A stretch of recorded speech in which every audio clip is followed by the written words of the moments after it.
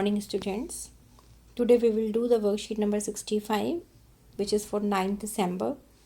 And now the new lesson is started. This is how do organisms reproduce. और बेटा ये lesson आपका inter related है, जब आपने हेरिटेज इन एवोल्यूशन पढ़ा था उसके कुछ कॉन्सेप्ट्स यहाँ पर लगेंगे, तो उसको भी माइंड में रखना. Okay, so the topic and the lesson says that how do organisms reproduce, कि ऑर्गेनिज्म रिप्रोड्यूस कैसे करता है और क्यों करता है.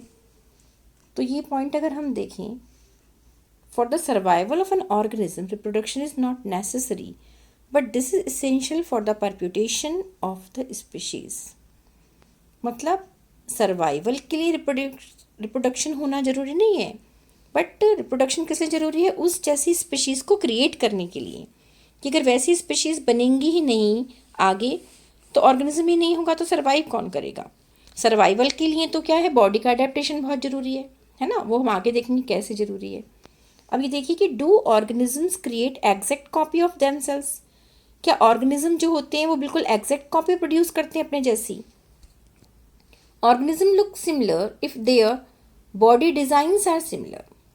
If body designs are to be similar, the blueprints for their design should be similar. Thus, reproduction at its most basic level will involve making copies of the blueprints of body design. क्योंकि organism जो produce होते हैं वो body design में अपने parents जैसे बिल्कुल दिख रहे हैं, अगर है ना. अगर body design में same है तो उनके blueprint भी same होंगे. blueprint का मतलब क्या है कि means उनका जो स्ट्रक्चर डीएनए, अभी हम कहते हैं ना कि डीएनए के टेस्टिंग से पता चलेगा किसका बेबी है, कई बार ऐसा होता है. तो मीन्स उनका डीएनए पेरेंटल डीएनए से मैच करेगा जो ऑर्गेनिज्म है, क्योंकि डीएनए हेरिडिटरी मटेरियल है जो सारी इन्फॉर्मेशन को कैरी करता है जनरेशन टू जनरेशन. ये आपने पहले भी पढ़ा था कि न्यूक्लियस के अंदर क्रोमोसोम होते हैं, क्रोमोसोम्स पे जीन्स होती हैं, जीन्स जो होती हैं वो कैरेक्टरिस्टिक को क्या करती है, शो करती हैं किसी पर्टिकुलर उसके लिए. तो DNA, what is DNA, deoxyribonucleic acid. और DNA in the cell nucleus is the information source for making proteins. जितनी भी प्रोटीन बन रही हैं, और जीन्स तो प्रोटीन्स हैं एक टाइप की, ये मैंने आपको पहले भी बताया था. उसके लिए पर्टिकुलर कोड होता है हर एक जीन के लिए, कि ये जीन है तो ये इसके लिए होती है पर्टिकुलर स्पेशल कैरेक्टर की स्पेशल जीन है. इसी तरह से उसके एलील्स होते हैं, है ना. तो डीएनए में जो जीन्स हैं वो ही सारे कैरेक्टर को क्या करती हैं, शो करती हैं. अब वो बनी किससे हैं, प्रोटीन से. और प्रोटीन को सिंथेसिस में डीएनए और आरएनए हेल्प करते हैं. तो if the information is changed, अगर डीएनए की वो इंफॉर्मेशन चेंज हो गई जो प्रोटीन को बना रही है, तो डिफरेंट प्रोटीन बन जाएंगी.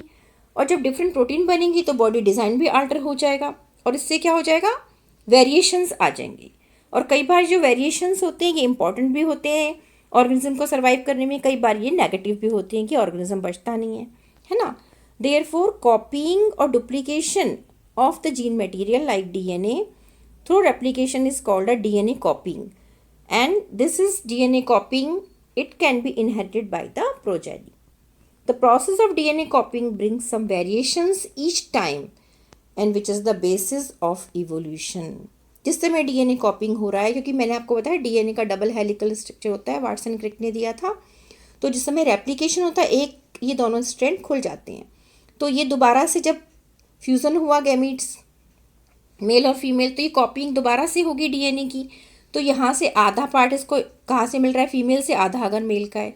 तो इस समय डीएनए कॉपिंग हो रही है. अगर यहाँ पर कोई भी कोडिंग चेंज हो गई तो यहाँ पर वेरिएशन आ जाएगी. वो जीन जिस पर्टिकुलर करेक्टर को शो करी थी, माना सपोज वो चेंज हो गई जरा सी एक प्रोटीन के इधर से उधर होने से, एक भी एस न्यूक्लिक एसिड क्योंकि फॉर्मेशन हो रहा है उसके इधर से उधर होने से, तो यहाँ पर वेरिएशंस आ जाती हैं. तो उन वेरिएशन से न्यू प्रोजेनी बन जाएगी, है ना. तो इस तरह से इवोल्यूशन होता है. The surviving cells are similar but subtly different from each other. This inbuilt tendency for variations during reproduction brings variation among individuals of the same species and this actually is useful for ensuring survival of the species. Okay बच्चों, तो अब variation से हुआ क्या, importance क्या है इसकी, ये देखिए. Population of organism fill well defined places और niches in the ecosystem using their ability to reproduce. जो भी पॉपुलेशन है वो अपनी कैपेबिलिटी के हिसाब से उस पर्टिकुलर प्लेस पे रहती है, उसकी निशी मतलब जहाँ पर वो रह रही है। सपोज हम किसी सोसाइटी में रहते हैं तो वो हमारा निशी है, वहाँ पर हम रहते हैं, वो प्लेस जहाँ पर वो ऑर्गेनिज्म रह रहा है उस इकोसिस्टम में, वो सोसाइटी मेरी इकोसिस्टम हो गई जहाँ पर पेड़ पौधे लग रहे हैं, सब कुछ आना जाना हो रहा है। और जो पर्टिकुलर मेरा घर है इसके आसपास जहाँ मैं रहती हूँ, कोप कर रही हूँ, वो मेरी निशी हो गई। तो हर एक ऑर्गेनिज्म के लिए ऐसे ही होता है, स्मॉल से लेकर हायर ऑर्गेनिज्म तक। The consistency of DNA copying during reproduction is important for the maintenance of the body design feature that allow the organism to use the particular niche. तो वहाँ पर रहने के लिए हम अडेप्ट हो जाती हैं। सपोज़ हम किसी ट्रॉपिकल एरिया में रहते हैं तो वहाँ रहने के लिए हमारी बॉडी अडेप्टेड है, गर्म वाली जगह पर है। सपोज़ हम शिफ्ट कर लें किसी ऐसी विंटर वाली प्लेस पर जहाँ पे बर्फ़ होती है, तो हमारी बॉडी में हमारी बॉडी एक्सेप्ट नहीं करेगी, कुछ चेंजेस आएंगे, हमें उस तरह से रहने की आदत नहीं है। तो जो हमें जिस निशी में जिस पर्टिकुलर एरिया में रहने की आदत है उस तरह से हमारी बॉडी अडेप्ट रहती है। लाइक फिशेस हैं, फिशेस वाटर में रहती हैं, है ना, उनकी बॉडी वहीं के लिए अडेप्टेड है। आपने छोटी क्लासेस में पढ़ा होता है कैसे कैसे बॉडी अडेप्टेड होती है, कि जो आपके एरियल एनिमल्स हैं जो ऊपर पेड़ों पे रहते हैं, है ना, जो वाटर वाले रहते हैं, उनको हम बाहर निकालेंगे तो दे विल डाई और they will not means survive in that atmosphere. Why this is so? Because they are adapted to that environment only. Okay बेटा, तो इसलिए ज़रूरी होता है ऑर्गेनिज्म की जो फीचर्स हैं वो उसको वहाँ पर अडेप्ट कर देते हैं। ओके, अगर कोई भी वेरिएशन, अभी हम आगे देखेंगे, सपोज़ कोई वेरिएशन आ गई तो वो पॉजिटिव है तो वो ऑर्गेनिज्म सर्वाइव करेगा, और वेरिएशन से अगर आई वो नेगेटिव है तो वो सर्वाइव नहीं करेगा ऑर्गेनिज्म। तो reproduction is therefore linked to the stability of the population of species have a niche can change because of reasons beyond the control of the organism. ठीक है। For example, if a population of reproducing organism were suited to a particular niche, and if the niche were drastically altered, the population could be wiped off. However, if some variant were to be present in a few individuals, in these populations, there would be some chance for them to survive. Thus, if there were a population of bacteria living in a temperate water, and if the water temperature were to be increased by global warming, most of the bacteria would die, but the few variant resistant to heat would survive and grow further. तो ये क्या हुआ, निशी को तो वो कुछ नहीं कर सकते ना, जो एनवायरनमेंट है वो चेंज हुआ, वो तो नेचुरल है, वो तो चेंज हुआ भाई, वाटर ग्लोबल वार्मिंग है। अब देखो ग्लोबल वार्मिंग से टेम्परेचर कितना बढ़ रहा है, तो आप बाहर से या तो एसी लगा रहे हैं उसको कंट्रोल करने के लिए, अपनी बॉडी को उस तरह से अडेप्ट के पानी ज़्यादा पियेंगे, ठंडा रहना है, तो ये आपने अडेप्टेशन अपने अकॉर्डिंगली, जो अडेप्ट कर लेगा सर्वाइव कर रहा है, जो नहीं कर पाएगा वो डाई कर जाएगा। इसी तरह से जो बैक्टीरिया उस ग्लोबल वार्मिंग के हाई टेम्परेचर पे सर्वाइव, उनके अंदर ऐसे चेंजेस आए, बाकी डाई कर गए, और वो बच्चे जो सर्वाइव कर गए वो बच गए। इट मीन्स उन्होंने वहाँ के एनवायरनमेंट को अडेप्ट कर लिया।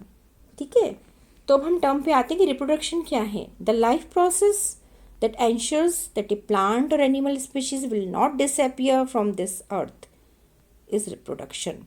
मीन्स किसी भी ऑर्गेनिज्म का अपने जैसी ही प्रोजेनी को बनाना, ठीक है, वो कहलाता है रिप्रोडक्शन, उस प्रोसेस कहलाता है रिप्रोडक्शन। और दो टाइप का होता है, ए सेक्सुअल एंड सेक्सुअल रिप्रोडक्शन, जहाँ पर खाली एक ही पेरेंट इन्वॉल्व होगा, ए sexual without the fusion of the DNA, और यहाँ पर 2 पेरेंट इन्वॉल्व होते हैं, मेल एंड फीमेल, और यहाँ पर changes and transfer of the DNA होता है। ये बिल्कुल आइडेंटिकल इसमें ऑफ स्प्रिंग बनेंगी, इसमें डिफरेंट हो जाती हैं क्योंकि डीएनए कॉपिंग के समय अल्ट्रेशन हो जाती है। ओके, इतना क्लियर हो गया होगा आपको। अब क्वेश्चन आंसर देखते हैं। Name the life process that ensure that plant और animal species will not disappear from the earth. कौन सा लाइफ प्रोसेस है जिसके थ्रू कोई भी स्पीशीज डिसअपियर नहीं होती? वो है रिप्रोडक्शन। अगर रिप्रोडक्शन नहीं होता तो स्पीशीज आगे फॉर्म नहीं होती, तो जो आने वाली जनरेशन है वो धीरे धीरे खत्म हो जाती। Okay, what is the importance of DNA कॉपिंग in reproduction? Very important. DNA कॉपिंग से तो क्या आता है, वेरिएशंस आती हैं, है ना। The process of DNA copying brings some variations and which is important for the evolution. Okay, now third question, why is variation beneficial for the survival of the species? Variation beneficial होता है, यहाँ से आप बता सकते हैं।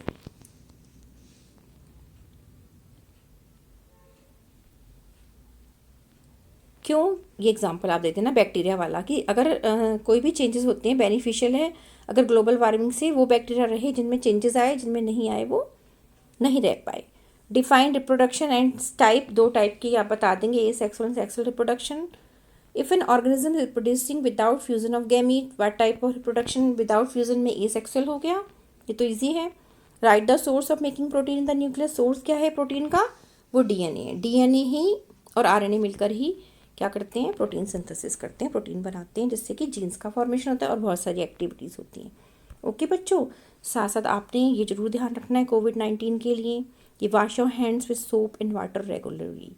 बाहर से अब जब भी आएंगे घर में अपने हाथ को अच्छे से धोएंगे साबुन से और मास्क पहनकर ही बाहर जाएंगे, और आने के बाद मास्क भी सही से धोना है। ये सारी बात पेरेंट्स को भी बतानी है और ध्यान रखनी है आपने। ओके, क्योंकि आप सबकी लाइफ बहुत इम्पोर्टेंट है। थैंक यू बच्चों।